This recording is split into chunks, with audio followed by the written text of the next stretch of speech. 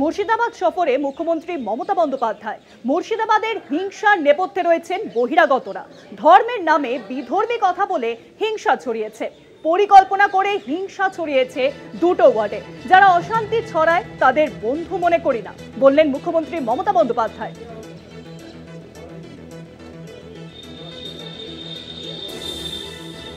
কি বললেন মুখ্যমন্ত্রী মমতা বন্দ্যোপাধ্যায়, শুনুন।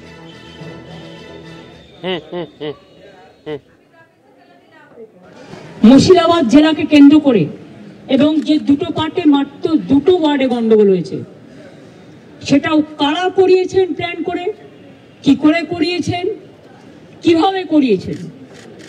আমি এই কটা দিন ধরে অনেক ক্রস চেক করেছি, রেকর্ডও করেছি।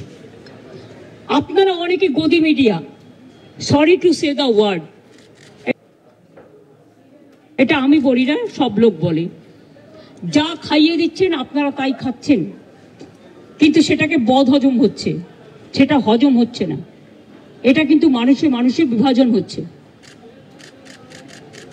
দুটি তিনটে লোক আছে যারা এই গন্ডগোল পাকাচ্ছে, তারা নাকি বিরাট বিরাট ধর্ম নেতা, মানে ধর্মের নামে বিধর্মী নেতা।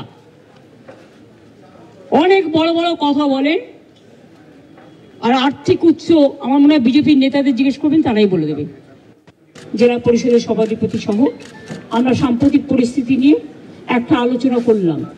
আর এই জেলায় আমি দেখছি বহিরাগত কিছু লোক এসে ধর্মের নামে বিধর্ম কথাবার্তা বলে, আমি কোনো কমিউনিটিকে এর জন্য দোষ দেব না, কয়েকজন ধর্মীয় নেতা সেজেছেন, যারা যখনই পালে বাঘ পড়ে, পালে বাঘ না পড়লেও তারা বাঘ বাঘ করে চিৎকার করে রাজনৈতিক ফয়দা নেয়, এবং তারাই কিন্তু দাঙ্গা ঘটিয়ে সবচেয়ে আগে পালিয়ে যায়। এই শত্রুদের গৃহশত্রু, মানে যারা জেলার শত্রু, বাংলার শত্রু, আমি কাউকে শত্রু বলে মনে করি না, সবাই আমার মিত্র, কিন্তু দাঙ্গা যারা লাগায় তাদের আমি মিত্র বলে মনে করি না।